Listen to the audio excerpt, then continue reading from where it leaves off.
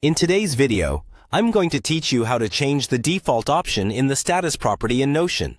If you're a Notion user looking to customize your workspace more efficiently, this guide will be immensely beneficial.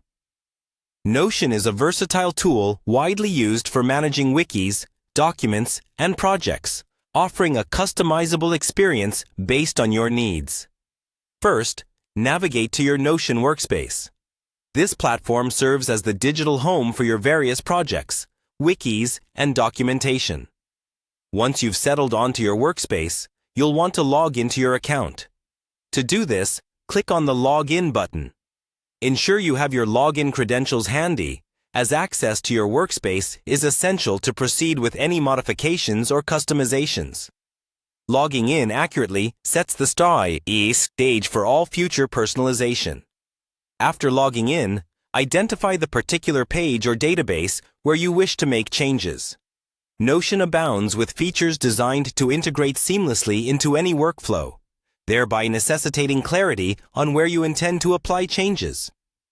Once you've pinpointed the specific page or database, click on it to open. This step moves us along the path of enhancing your workspace's efficiency. Next, you need to locate and click on the status property within the page or database.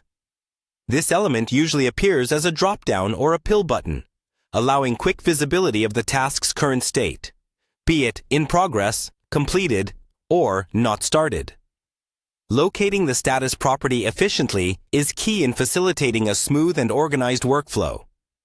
Once you're on the status property, you'll move to the default setting for tasks not yet begun.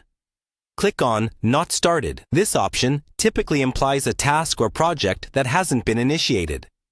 While it's a common denominator in many Notion users' workspaces, adjusting its default setting could prove advantageous. By setting Not Started as your default, the tasks or projects entering your system will automatically begin at this status unless otherwise specified. This minor adjustment could save you time and streamline your task management process.